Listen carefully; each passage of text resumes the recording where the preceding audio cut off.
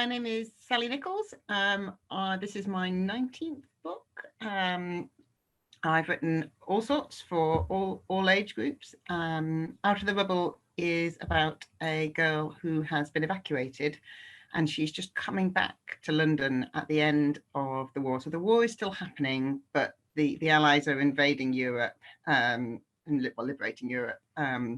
So the end is kind of in sight, and it's about her coming back to this ruined city and a family who she barely knows, and trying to work out what her life looks like now.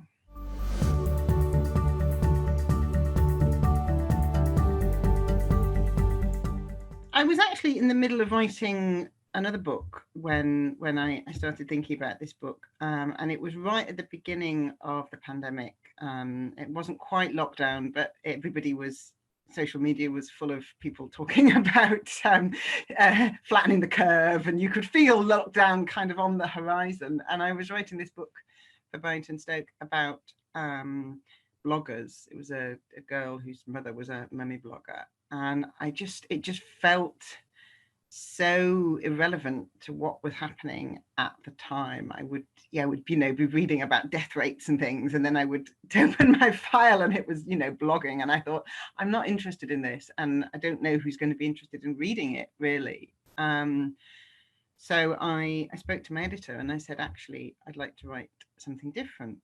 And there was this, I've written before about big kind of climactic events. I wrote a book, All Fall Down, about the Black Death. And one thing I'm really interested is the way that they change society and the way that people adapt to cope with them. And I was looking out at the beginning of this event that was going to massively reshape what our society looked like, at least. I mean, then we thought a couple of months. It turned out to be a couple of years. And I was thinking about the bomb sites. And bomb sites are such an interesting setting for a children's book. There are lots of children's books that use them. Elidor famously has the door to Elidor in a bombed out church. There's a lovely Rumer Godden book called An Episode of Sparrows, which is about a little girl playing in bomb sites and building gardens. The Otterbury incident is all set in a bomb site. They're these wonderful kind of liminal spaces that really got taken over by children, particularly boys. They became these sort of free adventure playground. My mum can remember playing in bomb sites as a kind of adventure playgrounds. This sort of wild space. There's something I kept thinking about The Secret Garden when I was writing this book.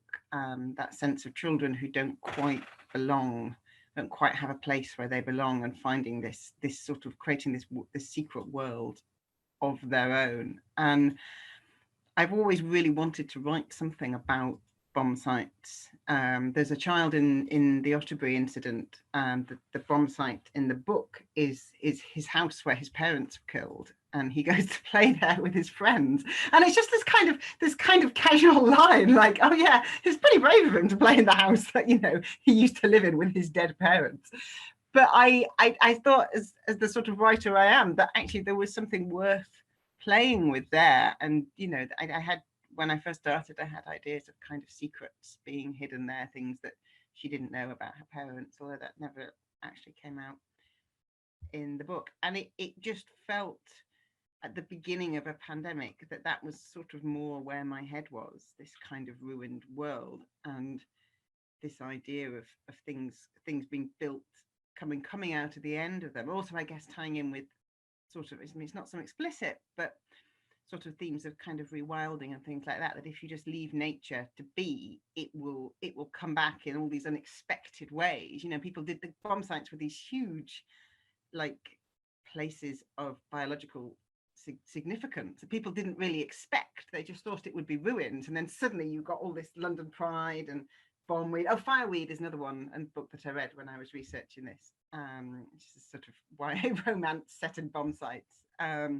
But they were this hugely positive renewal, which I kind of hope is relevant for a book that's being published at the end of a pandemic as well.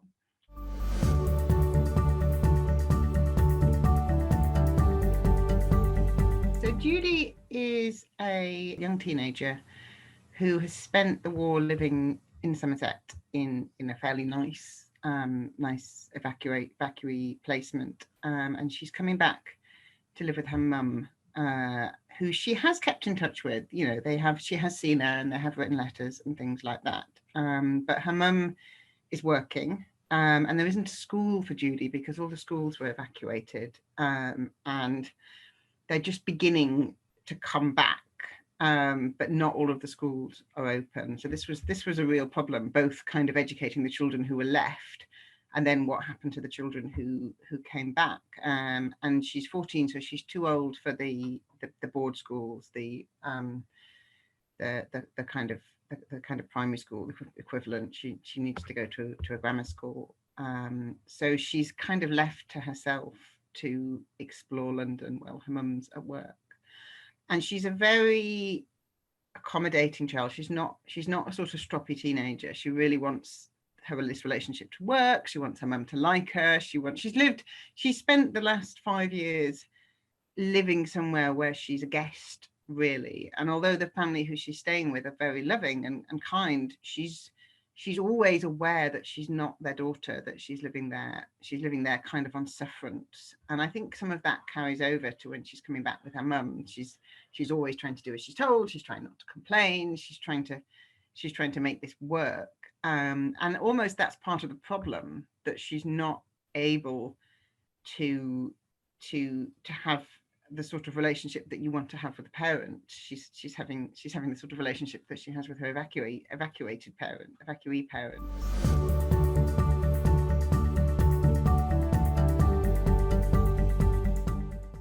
I think she becomes more confident in the life that she's having, and she's able to reconcile the two lives that she has. At the beginning, she has this strange, like, she knows she ought to be pleased because she's going home, but at the same time she's really missing the family that she's left behind. And by the end of the book, she's able to find a way to acknowledge both of those feelings. It's not that she stops missing Somerset, and it's not that she stops missing her family, but she's kind of given herself permission to feel both of those things at the same time. She's also become more kind of accepting of her relationship with her mother, because when she left, she was a young child, and her mother was this all-powerful kind of mother figure who always knew what to do, and always had the answers to everything. You don't think of your mother as a person when you're 6 or 7. They're just this kind of mother figure. And now she's coming back and she's realizing that her mum is a person, and she's not a perfect person. She's a person who's anxious and quite insecure in lots of ways, and needs a bit of looking after and a bit of reassuring. And in some ways that's quite a sad thing for Judy, that she has to take on this role, but she doesn't feel sad about it. She's quite accepting of that, and she's able to see that that's okay, that that's the relationship they had, that they have lost something by her mum not being the one who brought her up, and actually that is always going to be part of what their relationship is, but also that it's okay to kind of be the person who has to look after her mum a bit.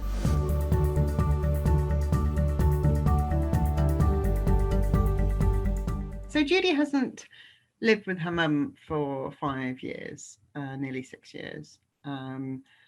So her mum has made a real effort to stay in contact with her. She's written her letters. She's come to visit. Her mum wants to be very involved in her daughter's life, but she is something of a stranger. And that was I read a book about evacuee experiences, and that was quite a common thing that people, in some cases I read some children, who'd been evacuated to Wales and came back not being able to speak English anymore because they'd spent 6 years speaking Welsh. That was sort of an extreme example, but children who'd gone from very working class houses to living much more middle class lifestyles, and then sort of coming back and having to wrestle with that, with the guilt that they'd been given all these things. They'd had books, they'd had more education than they might have got at home. They've maybe had a one-on-one relationship, and then suddenly they have to go back to being part of a big family again. And there was a lot of really complicated emotions around that people felt guilty for not wanting to be living with their parents. And there's this kind of narrative that you're given. I'm really interested as a writer in kind of situations that don't have a simple socially acceptable way to feel. Like, you are supposed to feel grateful to the family who've adopted you, you're supposed to be kind and get on with them, you're supposed to kind of treat them as your family, and then you're supposed to be able to say, okay, right, bye, see you later, no, I'm going to go back and live with my mum. And you're supposed to be happy about seeing your mum, and you're not supposed to mind about leaving your family in the countryside. Yet obviously your family want you to miss them and love them, and it's a really kind of complicated social situation to manage. And I was quite interested, and I'm really interested. We have a lot of scenarios where we have a really clear idea of what's socially acceptable, how you're supposed to behave, and I'm really interested in situations where we don't have that, and you're sort of not quite able to live up to all the different expectations that people have of you. I think also there's not a lot. There are a lot of stories about evacuees, but there's not much of a sense of what that was like for the parents. I mean, some parents, particularly though, like Guernsey was invaded, and they had the chance to send the children away before the invasion, and then these families didn't see their kids for 6 years. I mean, it's just incredible, isn't it? You leave a small child, and then they come back a teenager. And the same with the evacuees who went abroad to Canada or America. As Michelle Magorian's book Back Home is about that, and that's an incredibly powerful book. It was also one of the books that kind of influenced this one. This child who's sent to America and then comes back 6 years later, and how hard that is for her, but also what a hard thing that is for the parents, who thought probably they were sending their children away for 6 months or a year, who had no idea that it was going to be 5-6 years before they saw their child again.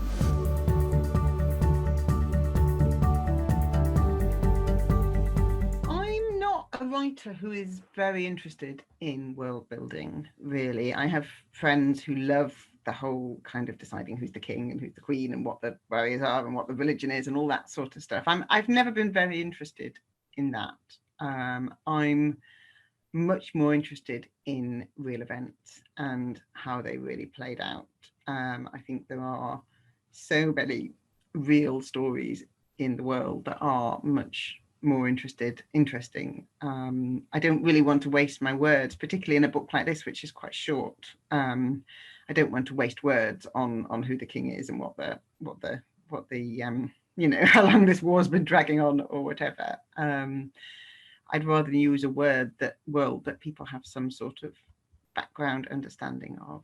I also just think it's interesting. The world is such an interesting place as it is, and this is a fairly recent part of our history. There are still people alive today who experience this firsthand. It's one of our defining moments, isn't it? We were the only country that evacuated children in this way. France and Germany and things like that.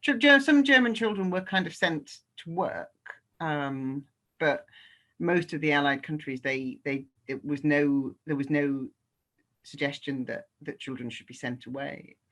There's some idea that that's because the people who were in government, had all been sent off to public school at the age of 7, so they just sort of thought, well, that's fine, it's just like going to boarding school. So what it's this is quite an unusual thing that we did, and the effect of it are not really the long-term effect of it. It's always kind of in fiction, it's always sort of, oh, you've been evacuated to Narnia or whatever. Whereas actually for most children it was quite a complicated experience to navigate.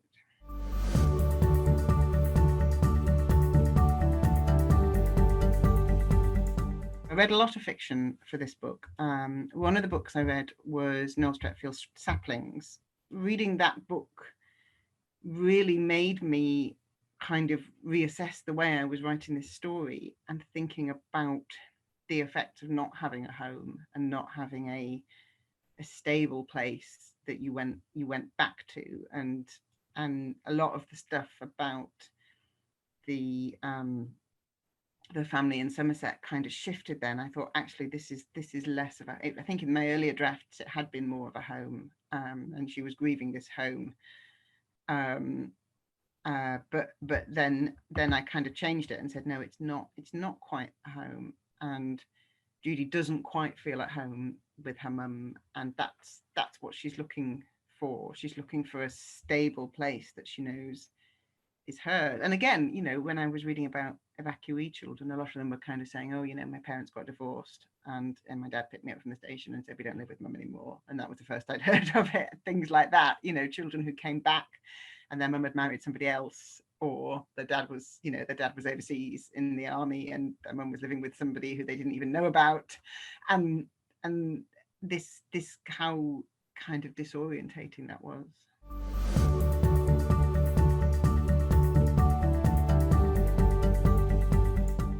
I also like the idea of the realization that the physical things aren't important, actually, that she's looking for something that isn't necessarily there, that her home isn't in possessions and it isn't in bricks and mortar. It's in the family that she does have. And actually she has a very good family. She has a mother and her father who are not perfect, but they're really trying to make this work. And that kind of realization that what she has is enough.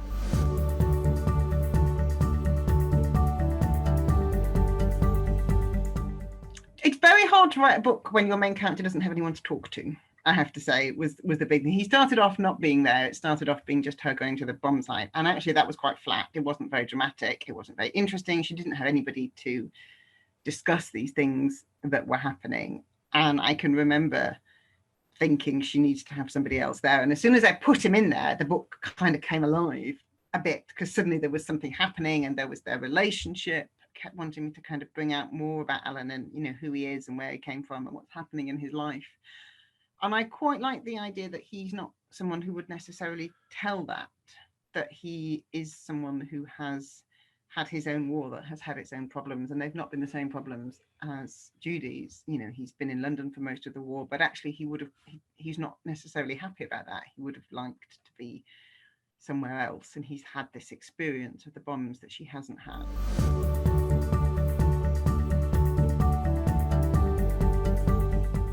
My advice is very boringly going to be the same advice that probably most of the authors are giving.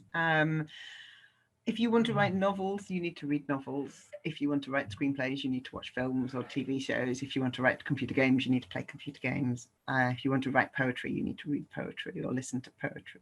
The more that you fill yourself with excellent writing, the richer and deeper your writing will become. And excellent doesn't necessarily mean well written. It can mean dramatic and pacey, or really funny, or really romantic, or whatever it is. I mean, read as widely as you possibly can. Read the books that have been classics for centuries. Read the books that are currently on top of the bestseller list. Like part of the process of being a writer is the ability to read something that isn't a book that you necessarily would have read of your own bat, and kind of say, okay, this has sold 1 billion copies. Why? What is it doing that has meant that that's happened? Why is this a successful book?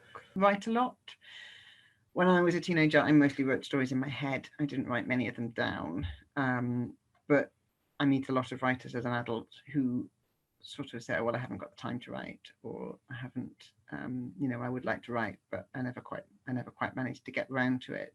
I think that one of the biggest things that separates successful writers from sort of people who want to be writers is the actually just the bum on the seat and doing it. Like, a lot of this is just the sitting down and bashing it out when it's hard, when it's boring, when you're struggling, the kind of commitment to finishing things.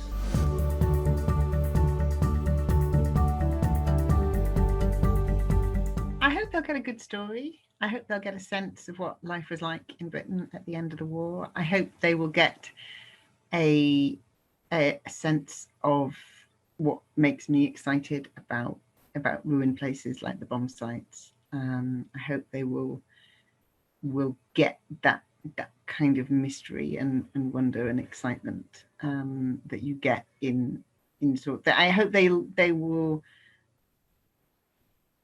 Broken ground is really fertile. Broken ground, damaged ground, to places that have been hurt, or in nature are often places where lots of new wonderful things grow. I hope readers will take that on board and see what they can grow